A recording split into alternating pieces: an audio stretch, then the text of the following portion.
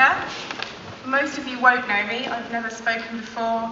I don't write a blog. Some of you will know me as Erika U, or indeed Erika on Twitter. I was hoping not to tell you that I'm petrified, but no, I'm really so please bear with me. So I am SEO and usability specialist for Boo Avenue, and Boo Avenue is a new lingerie venture from Dragon and ex-Licenza owner Theo Pafitas. We launched on the 1st of April this year. Unfortunately, I had to miss BrightonSEO because we were launching a bloody website. But we have a website at www.booavenue.com and 6 stores in shopping centres around the country, with a 7th coming at the end of this month.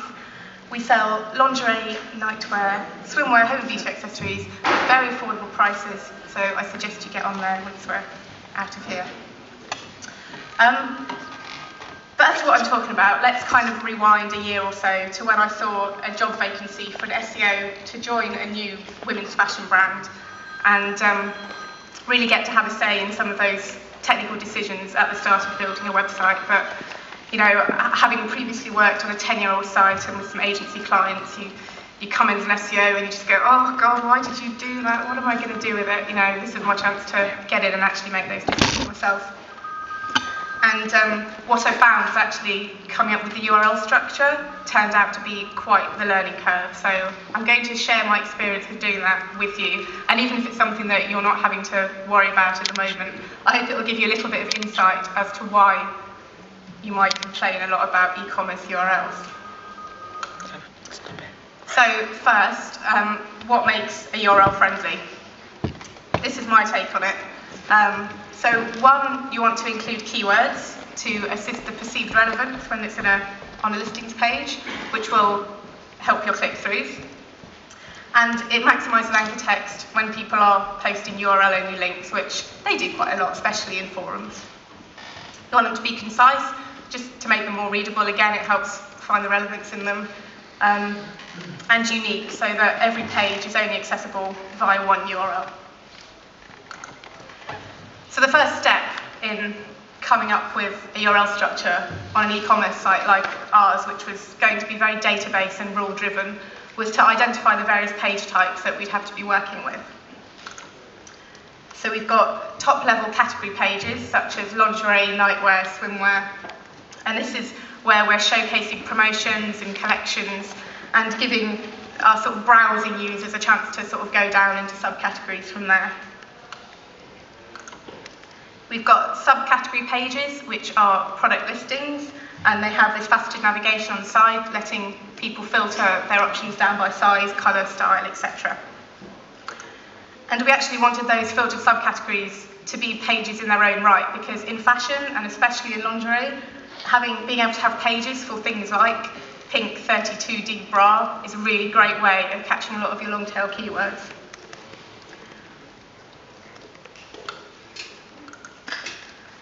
Then we've got product pages, pretty self-explanatory. We've got photos, videos, a bit of cross-sell, hopefully someone will buy something. And finally, static pages, and these are generally editorial help pages, and they're all manually created. So this was my kind of first attempt at coming up with a URL structure. Top level category pages, I'm really not sure if you're going to be able to read that at the back, but basically it's just the name of the category as a subdirectory. Subcategory pages, the parent category and the subcategory as 2 subdirectories. Filtered subcategories, parent category, subcategory, and then a list of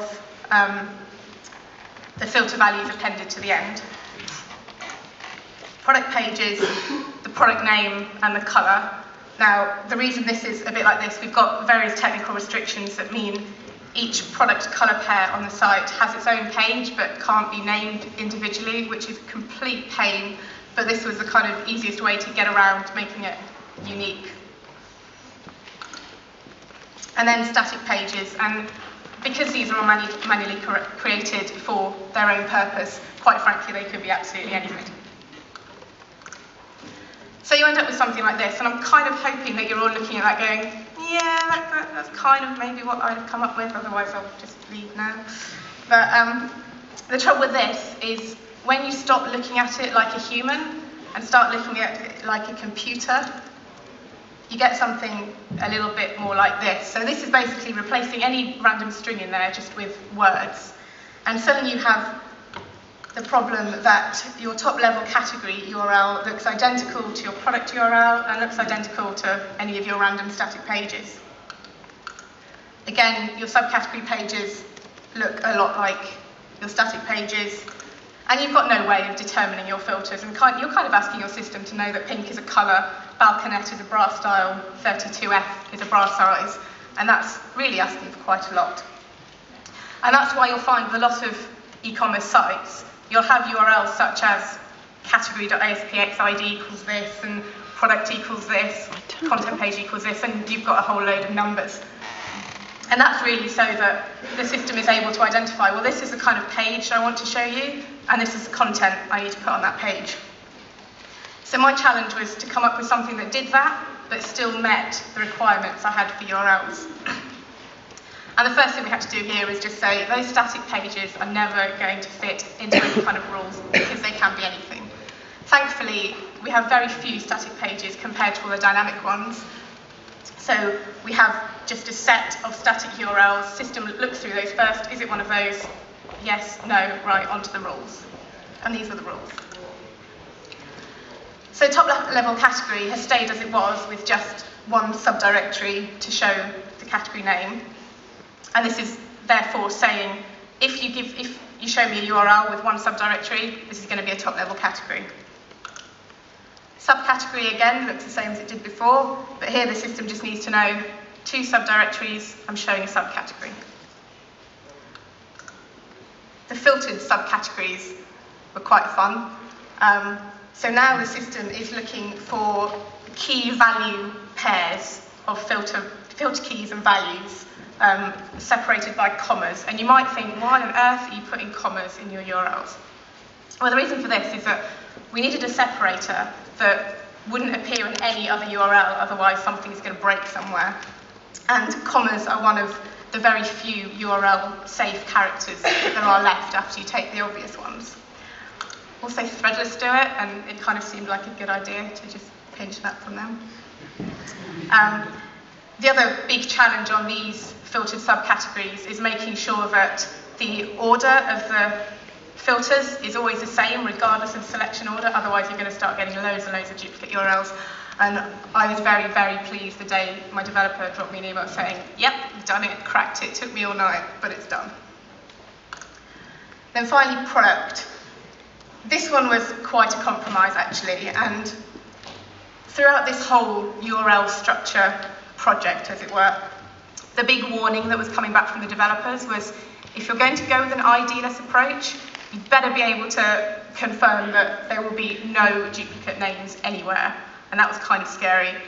And with categories, that's okay, because I can choose what my categories are called to most extent.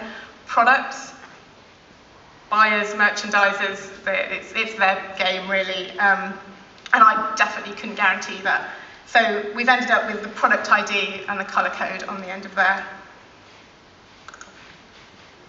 And that is what we have today on the site. So what I'm kind of trying to say with this is, this was an example of a technical problem that you might come across in doing SEO. And I think what I found, the key to overcoming these technical problems is to really understand the requirements that you're asking for and to understand the implications that they have on the people that are implementing them. Be able to justify them, because through past experience, the last thing a developer wants to hear is, it's good for SEO. They don't care. They want to know what's good, what they're doing it for. If you really care, come up with your own solutions, because generally people are a lot more amiable to doing something for you if you've done half the hard work for them. But always be prepared to back down and compromise when real-world situations come in and ruin your perfect ideals. And as I said in the previous presentation, small technical things like this probably aren't going to be the end of the world. So that's all I've got to say. Before I ask for any questions, I'd just like to thank you all for listening, and I would really like you all to go onto Blue Avenue and treat yourself or a lady friend to something from there. I've got you a 20% discount.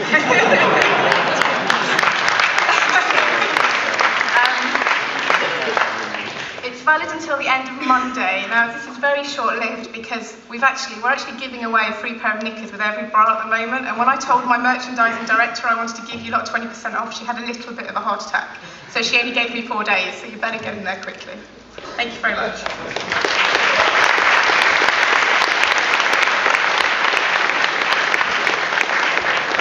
The question is there any hands going up roundabouts? Oh, Don. Oh, in fact, no, I'll go to someone else, Don. Shut it. I've kind of got a twofold question. The first one, did you say that you launched after Panda? Yes. Yeah. So that was the filtered URLs, so your 32D pink bras. You get quite a lot of duplicate content there, so I was wondering about that, but post-Panda won't matter. I've completely forgotten the other question. So, yeah, it will probably come back. I'll be around all day. Feel free to. Other questions? Distracting those pictures. I'm trying to think of a witty comeback, but I haven't got any.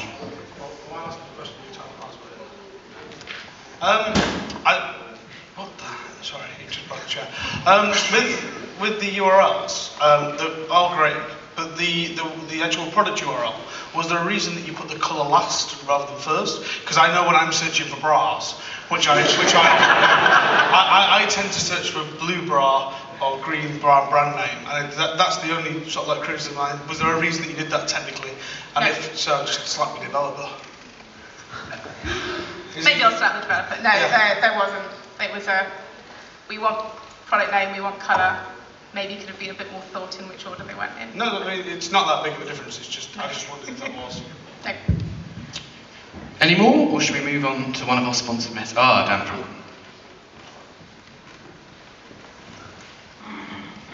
So at the start, you said the things you were trying to get when you came up with the URL structure, and the last one on the list was duplicate content. But how different is the content between 32F and 32E? So this is actually an ongoing challenge that we have. The URLs were kind of the first part of the solution, and there's still the rest to go in terms of getting some unique content on there. In fact, at the moment, it's pretty awful because even the title tag doesn't change. So there are plans in place to add some more content around there, so it is a bit more specific to each size. I think the thing is there is quite difficult because in some cases, like for example, the content between 32A and 34G is actually very different because you have a completely different product set.